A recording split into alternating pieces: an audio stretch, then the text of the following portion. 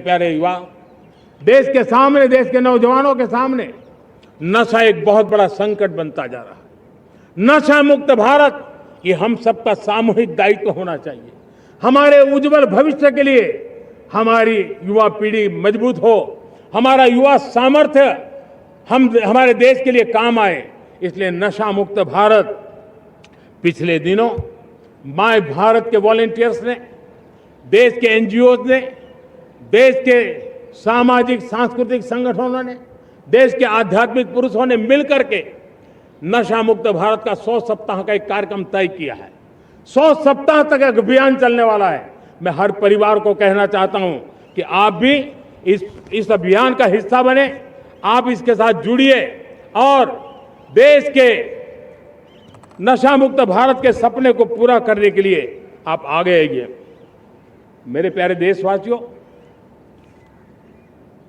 21वीं सदी में दशकों पुरानी जो चुनौतियां हैं, उन चुनौतियों को खत्म करना बहुत अनिवार्य है। नक्सलवाद, माओवाद लाखों युवाओं के भविष्य को तबाह कर दिया, अनेक माताओं के दुधमल नौजवानों को छीन लिया, बर्बाद कर दिया, हर मां बाप के सपनों को चूर चूर कर दिया। इस नक्सलवाद ने 4 दशक तक हिंदुस्तान के बहुत बड़े हिस्से को, बहुत बड़ी आबादी को दबोच करके रखा था, बंदूक के नोक पर दबोच करके रखा था, संविधान की धज्जियां उड़ा दी थी और देश के सामान्य नागरिकों की रक्षा में 3,500 से ज्यादा हमारे पुलिस के, सुरक्षा बल के जवान शहीद हो गए। युद्ध के अंदर जितने सैनिक मरते हैं, उससे ज्यादा हमारे पुलिस जवानों को जान की बाजी लगानी पड़ी ताकि देश के सामान्य मानवी को सुरक्षा मिले। ये नक्सलवाद ने धरती को लहूलुहान कर दिया था। 2014 में आपने जब हमें मौका दिया, उसी दिन हमने संकल्प लिया था कि हम देश को नक्सलवाद से मुक्त करेंगे। और आज मुझे खुशी है कि नक्सली माओवादी हिंसा आखिरी सांस भी शायद रहने की अब तो ताकत नहीं रही है।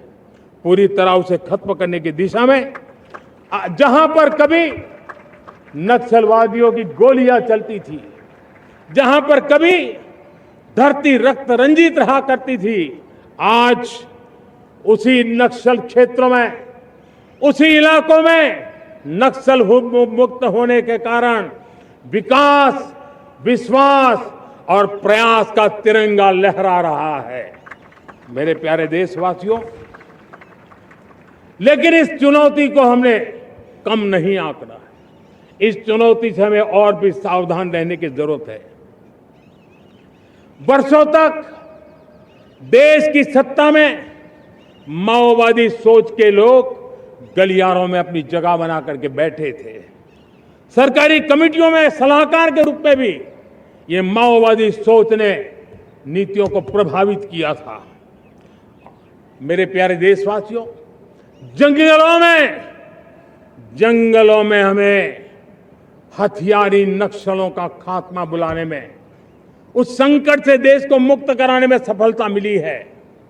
लेकिन हथियारी नक्सल तो गए, लेकिन दिमागी नक्सल, ये दिमागी नक्सल मौके की तलाश में है।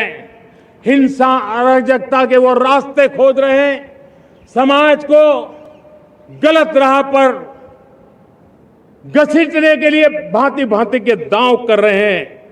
इन दिमागी नक्सलियों को पहचानना होगा, इन दिमागी नक्सलियों को आइसोलेट करना होगा और राष्ट्र को विकसित राष्ट्र बनाने की मुख्य धारा की ओर देश की युवा पीढ़ी को जोड़ना होगा। मेरे प्यारे देशवासियों, सुरक्षित भारत बनाना हम सबका दायित्व है। चुनौती सीमा के भीतर हो या सरहद से बाहर, भारत हर परिस्थिति के लिए तैयार है। आज युद्ध का नेचर बदल रहा है। अब युद्ध सीमा पर ही होता है, गारंटी नहीं है।